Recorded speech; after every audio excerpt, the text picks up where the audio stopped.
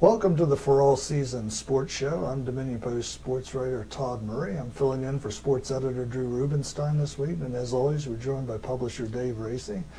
Dave, obviously the hot topic around town right now, the WVU football team. They just clinched their first losing season since 2001, not going bowling. The natives are not real happy right now. No, I know. It's a disappointment, I'm sure, to everybody involved, and I say it's, I guess it'll give them more time to recruit this year. They won't have to worry about New York in the bowl game. I guess we want to get a silver lining out of something.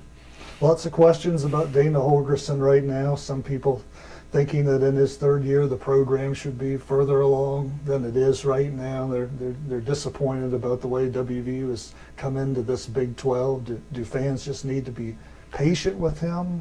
What needs to happen? Well, I don't know if we have much choice with the contract he has. There's a big buyout of that thing, and I really don't think West Virginia should afford it. But when you hire a coach who's never been a head coach before, I think you have to, anticipate growing pains.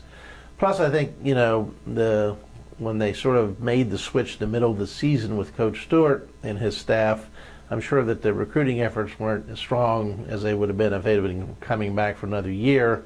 And even on Coach Holgerson's staff, his assistants, there's been a lot of changeover. So I don't know if they've been able to establish good recruiting grounds. And also, we're sort of geographically at a disadvantage in the respect that, if we recruit local players that are playing in Texas, do we recruit Texas players? Will Miami players want to play in the Big 12?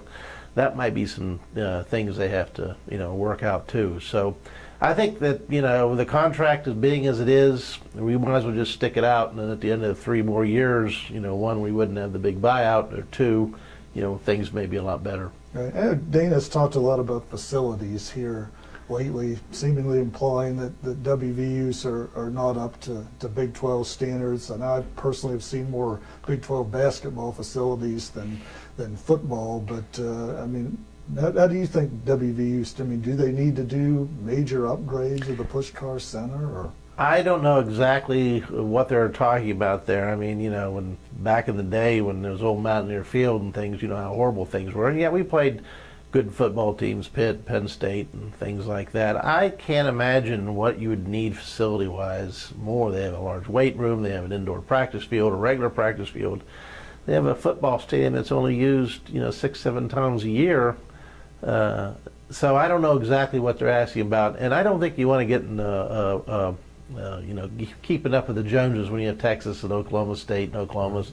Those schools are always going to be ahead of you. So I think that they just got to work with what they have and try to get the team back going, and then we'll worry about more facilities later. All right. And getting back to the current team, Coach Holgerson and his staff don't have an easy job here the rest of the year. They've got a bye week this week, the players here, then the players have to be back on campus the next week when everyone else goes home for Thanksgiving break, preparing for a game that just trying to feel good in some way about ending the season. But obviously the carrot of the bowl game is gone. This is really going to test these coaches, isn't it, to try to get them ready to play? Yeah, it will. And, I read something about Andy Reid, the old Eagles coach down at the Chiefs. They're undefeated until last night. They lost. Right. And they were coming off a bye week before they played Denver. And they said Reid his record off bye weeks was 13-1. And he gives a lot of credit for the reason of the first week. He tells the players not only won't be practice, he tells them to get out of town, take a vacation. So maybe that'd be the thing to do. This football team, they should know how to play by now, and maybe they just need to refresh and just give them the week off, have them come back from Thanksgiving and see their parents, and I think that'd probably be the best thing they could do for them. Yes, a lot of times they talk about if you win that last game, it gives you a lot of momentum heading into the next season. I guess in this case it better, considering they're opening against Alabama. Yeah, well, yeah, the seniors, oh God, this will be their bowl game, their last game and stuff, and yeah, facing Alabama, that's not good. Obviously, last home game coming up here.